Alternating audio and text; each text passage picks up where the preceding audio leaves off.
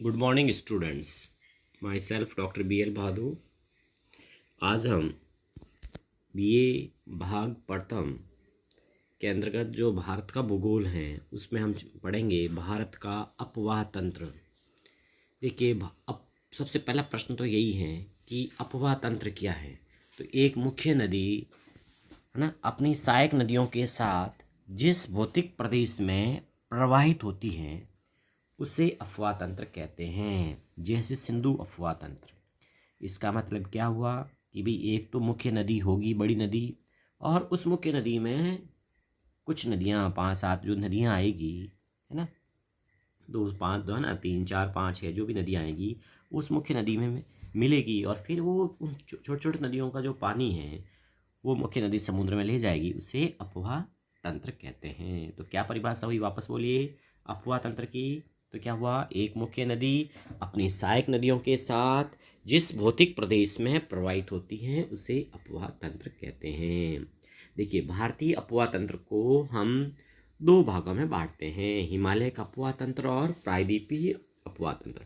अब अपने जय नारायण व्यास विश्वविद्यालय में कई बार जो परीक्षा में पूछा जाता है कि भाई हिमालयी अपवाह तंत्र और प्रायद्वीपीय अपवाह तंत्र की तुलना कीजिए, या कई बार पूछा जाता है कि उत्तर भारत की नदियों को दक्षिण भारत की नदियों से तुलना कीजिए। तो अपवाह का मतलब एक तरह से नदियाँ ही है ना। तो देखिए, हिमालय नदियों का जो स्रोत है वो हिमानियाँ हैं, यानी हिम की नदियों से ढके हिमालय पर्वत से होता है, जबकि प्रायद्वीपीय भारत की नदियों का जो उद्गम होता है वो प्रायद्वीपीय पठार एवं मध्य उच्च क्षेत्र से होता है। अच्छा, अब देखिए, हिमालय नदियाँ हैं वो उनकी प्रवाह प्रवृत्ति कैसी है, बारहमासी हैं, है ना। हिमालय नदियों की जो प्रवाह की प्रवृत्ति कैसी, बारहमासी, सतत वाहिनी, और ये किससे मिलती है, हिमनद और वर्षा के जल से प्राप्त होता है।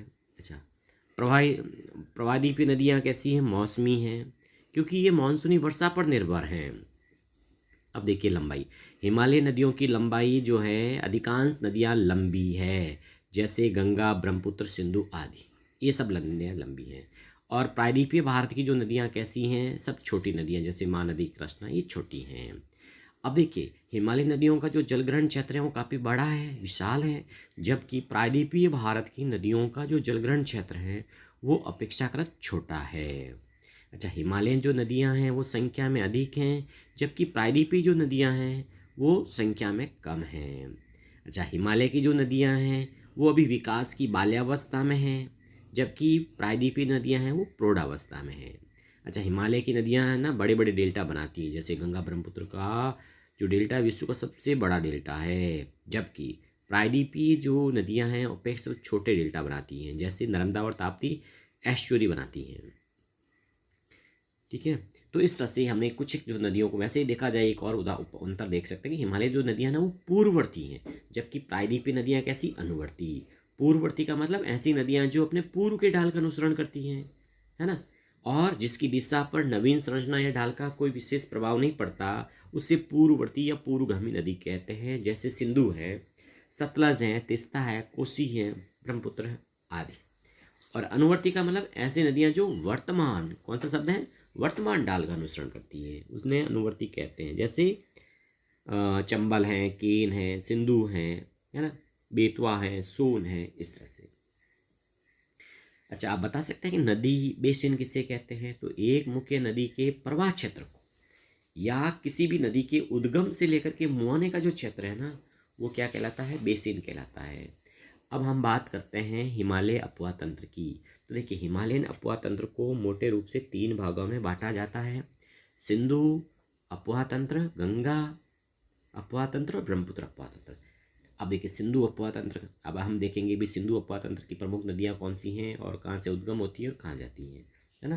तो देखिए, सिंधु अपवाह तंत्र का उद्गम है सिंधु नदी का, वो सिंधु नदी का तिब्बत में मानसरोवर झील के निकट, है ना, कैलाश पर्वत में बोखरचू के निकट एक हिमनद से होता है। वो हिमनद भी काफ़ी ऊंचा, बता सकते कितनी ऊंचाई हिमनद की, 4164 मीटर की ऊंचाई पे है।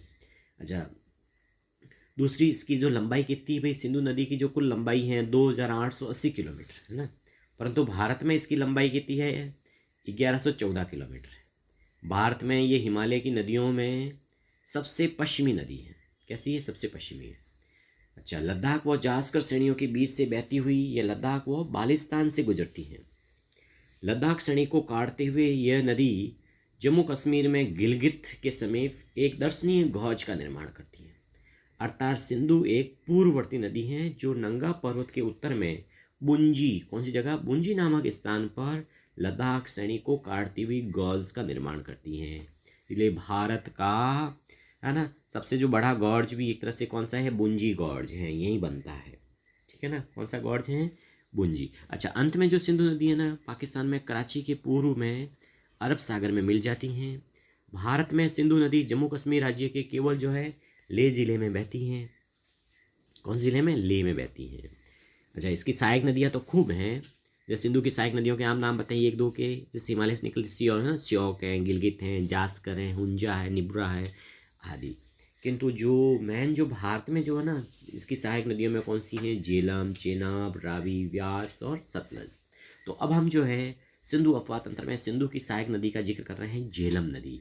देखिए, झेलम नदी का उद्गम कहाँ से होता है, तो ये कश्मीर घाटी के दक्षिण पूर्व में जो ना पीर पंजाल पर्वत में स्थित वेरीनाग झरने से होता है। शेषनाग नाम की जगह के पास कौन सा झरना, वेरीनाग झरना। कौन सी नदी निकलती है वेरीनाग से, झेलम। श्रीनगर इसके किनारे हैं और ये नदी गॉर्ज बनाती है। और ये नदी भारत पाक सीमा पर बहते हुए अंत में पाक के झांग क्षेत्र में चेनाब नदी में मिल जाती हैं। किशन गंगा, है ना, झेलम की प्रमुख सहायक नदी है जो जम्मू कश्मीर में है, बहती है। ठीक है, तो किशन गंगा परियोजना वो किस नदी पर स्थापित की गई है, झेलम, यानी किशन गंगा परियोजना। दूसरी हम बात करते हैं चेनाब नदी की। तो ये नदी सिंधु की सबसे बड़ी सहायक नदी है। उद्गम ये हिमालय प्रदेश में बारालाचा दर्रे के समीप से निकलती हुई चंद्र व भागा नामक दो नदियों से मिलने से बनती हैं। ये दोनों नदियाँ केलांग के निकट तंडी में मिलती हैं। कौन सी जगह मिलती है, तंडी में मिलती हैं। ओके, हिमाचल प्रदेश में इसे चंद्रभागा के नाम से जाना जाता है। चेनाब की लंबाई जो है भारत में है 1180 किलोमीटर और इस चेनाब का अपवा क्षेत्र जो है ना, हिमाचल प्रदेश, जम्मू कश्मीर और फिर पाकिस्तान में चली जाती है। ठीक है, दूसरा देखिए, ये जो नदी है ना, इस पर दुलहस्ती, सलाल और बगलियार परियोजना है। अब हम बात करते हैं रावी नदी की। तो इसका उद्गम कुल्लू पहाड़ियों में स्थित रोहतांग दर्रे के पश्चिम से निकलती है। रावी कहाँ से है, कुल्लू पहाड़ियों में स्थित रोहतांग दर्रे के समीप से निकलती है रावी। दूसरा, धौलाधर श्रेणी में यह नदी गहरा गॉर्ज बनाती है ना। चंबा लाहौर इसके किनारे स्थित है ना। चंबा नगर है हिमाचल का, लाहौर है, रावी नदी किनारे पाकिस्तान में है ना। ये नदी पाकिस्तान में मुल्तान के निकट झांग जिले की सीमा पर चेनाब नदी में मिल जाती हैं। अच्छा, रावी नदी कहाँ कहाँ बहती है भाई, हिमाचल प्रदेश, जम्मू कश्मीर, फिर पाकिस्तान में। फिर हम व्यास नदी का जिक्र करते हैं। तो ये नदी का उसका उद्गम रोहतांग दर्रे के निकट व्यास कुंड से होता है। कौन से कुंड से होता है, व्यास कुंड से। कहाँ बहती व्यास नदी, तो हिमाचल प्रदेश और पंजाब। और हिमाचल प्रदेश का जो मंडी नगर है ना, वो व्यास नदी के किनारे है। इस पर पौंग बांध, है ना, हरिके बैराज भी निर्मित किए गए हैं। अच्छा, ये जो व्यास नदी है कपूरथला यानी पंजाब के निकट हरिके स्थान पर सतलज नदी में मिल जाती हैं। अब अगली हम बात करते हैं सतलज नदी की। तो देखिए, सतलज जो नदी है इसका उद्गम तिब्बत में मानसरोवर झील के निकट राक्षस ताल से होता है। और ये जो नदी सतलज हिमाचल प्रदेश, पंजाब और फिर पाकिस्तान में चली जाती है ना। इस नदी के किनारे जो सतलज में ना बांकड़ा नागल परियोजना, है ना, कोल्डम, नाथपा जाकरी परियोजना इस पर निर्मित है। अच्छा, सतलज नदी ने पाकिस्तान में लोधरान के निकट चेनाब नदी में मिल जाती हैं। तो इस तरह से ये हमने सिंधु और उस अपवा तंत्र का जिक्र किया जिसमें सिंधु भी प्रमुख नदी थी। सिंधु के अलावा उसकी सहायक नदियाँ कौन सी है सिंधु की, झेलम, चेनाब, रावी, व्यास, सतलज का। अब हम दूसरे अपवा तंत्र की बात करते हैं, वो है गंगा अपवा तंत्र। गंगा अपवा तंत्र जो है इसका उद्गम बताइए गंगा का, है ना, उत्तराखंड के उत्तरकाशी जिले में गोमुख के निकट है। किसके निकट है, गोमुख। अच्छा, गोमुख के निकट कौन सी जगह से, ये गंगोत्री हिमनद से निकलती हैं और जहाँ से निकलती है उसको भागीरथ नाम से जाना जाता है ना। इसी प्रदेश में बहने वाली अलकनंदा एक पूर्ववर्ती नदी है जो हिमालय को काटकर संकरे गॉर्ज का निर्माण करती है। अच्छा, देवप्रयाग में जब भागीरथी और अलकनंदा आपस में मिलती है तो इस स्विक धारा को गंगा कहते हैं। तो गंगा नदी का निर्माण दो नदियों के मिलने से होता है। कौन सी दो नदियाँ? भागीरथी और अलकनंदा, दोनों आपस में काम से मिलती हैं देवप्रयाग के निकट। अच्छा, हरिद्वार के निकट जो गंगा नदी है पहाड़ से निकलकर फिर ये क्या होती है? मैदान में प्रवेश करती हैं। अच्छा, अब देखिएगा इसकी जो है ना गंगा नदी है, इसकी सहायक नदियाँ कौन सी हैं?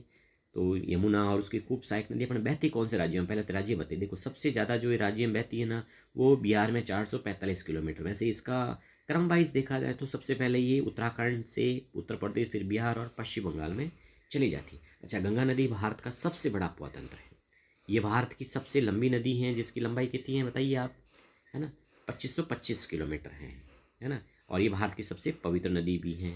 और गंगा नदी में पश्चिम बंगाल में फरक्का बैराज निर्मित है और भिलांगना और भागीरथी पर जो टिहरी बांध भी निर्मित किया गया है।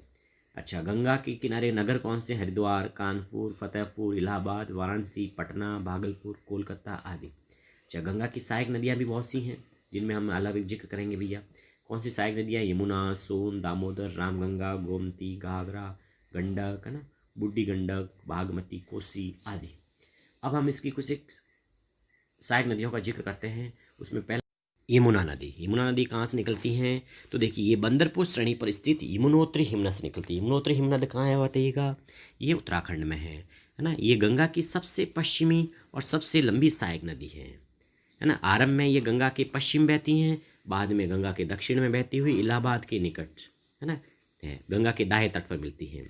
यमुना नदी के दाएं किनारे पर कौन से हैं? चंबल, सिंध, बेतवा, केन। और बाएं किनारे पर टॉस, हिंडन और सिंगर है। ओके, अब देखिए यमुना नदी के जो अफवाह क्षेत्र देखिए, उत्तराखंड, हरियाणा, दिल्ली, उत्तर प्रदेश। अब देखिए इसके किनारे नगर कौन से बसे हैं यमुना नदी के? तो देखिए यमुना नगर जो हरियाणा में है, दिल्ली, मथुरा, आगरा, हमीरपुर, इलाहाबाद है। इसका अधिकांश जल सिंचाई उद्देश्यों के लिए निम्न नहरों में आता है। कौन सी नहरों पे आता है यमुना का? पश्चिम यमुना नहर है ना, और पूर्वी यमुना नहर और आगरा नहर। अब दूसरी नदी हम बात करते हैं रामगंगा की। तो ये गढ़वाल पहाड़ियों के पूर्वी भाग में नैनीताल के निकट से निकलती हैं। ये कन्नौज के निकट गंगा में मिलती हैं। और रामगंगा नदी पर जो है ना रामगंगा परियोजना और कालागढ़ बांध बने हुए हैं। घाघरा नदी कहाँ है? तिब्बत के पठार पर स्थित जो है ना मापचा चुंग हिमनद से निकलती है। नेपाल में इसे कर्णाली के नाम से जाना जाता है। छपरा के निकट ये गंगा नदी में मिल जाती हैं। ओके, और इसके किनारे घाघरा को सरयू नदी भी कहते हैं, जिसके किनारे अयोध्या, फैजाबाद, बलिया ये हैं। और सरयू या घाघरा नदी है ना मार्ग परिवर्तन करने के कारण इसमें बाढ़ें भी आती हैं। ओके, अब हम बात करते हैं गंडक नदी की। तो इसका उद्गम नेपाल श्रेणी में स्थित धौलाधर चोटी से होता है ना। कौन सी चोटी से होता है? धौलाधर चोटी से होता है। और बूढ़ी गंडक कहाँ से निकलती है? तो ये सोमेश्वर पहाड़ी के पश्चिमी ढाल पर मुंगेर के निकट। फिर कोसी नदी देखिए, कोसी नदी है ना ये पूर्ववर्ती नदी है। इसका उद्गम जो है नेपाल में 7 जो है नदी धाराओं के मिलने से होता है, 7 नदी धाराओं। और इसकी मुख्य धारा है वो अरुण नदी कहलाती है, जो हिमालय की गोसाइतनाथ चोटी से निकलती हैं। ओके, तो कोसी नदियाँ कितनी नदियों के धाराओं के मिलने से बनती हैं? 7 नदियाँ। अच्छा, ये कोसी नदी है ना मार्ग परिवर्तन और आकस्मिक बाढ़ के लिए कुख्यात हैं। ये बिहार में जनधन को अपार जो है ना हानि पहुंचाती हैं, जिस कारण इसको बिहार का शोक कहते हैं। अब हम बात करते हैं ब्रह्मपुत्र जो है अपवा तंत्र। देखिए ब्रह्मपुत्र नदी तिब्बत में मानसरोवर झील से निकलती हैं और तिब्बत में इसे सांगपो नदी कहते हैं, अरुणाचल में इसे दिहांग नदी कहते हैं। कौन सी नदी कहते हैं? दियांग नदी कहते हैं। और असम में ये नदी है ना अनेक शाखाओं बट करके कैसी बन जाती हैं? गुम्पित नदी बन जाती हैं और ये बंगाल की खाड़ी में भी गिरती हैं। ब्रह्मपुत्र नदी को रैंप घाटी कहते हैं। डिब्रूगढ़, गुवाहाटी, तेजपुर, गोलपाड़ा, डुबरी आदि इसके किनारे हैं। देखिए ब्रह्मपुत्र नदी की सहायक नदियाँ कौन सी हैं? स्वर्णसिरी, मानस, केलांग, लोहित, धनसिरी, कापिली आदि। Okay, thank you.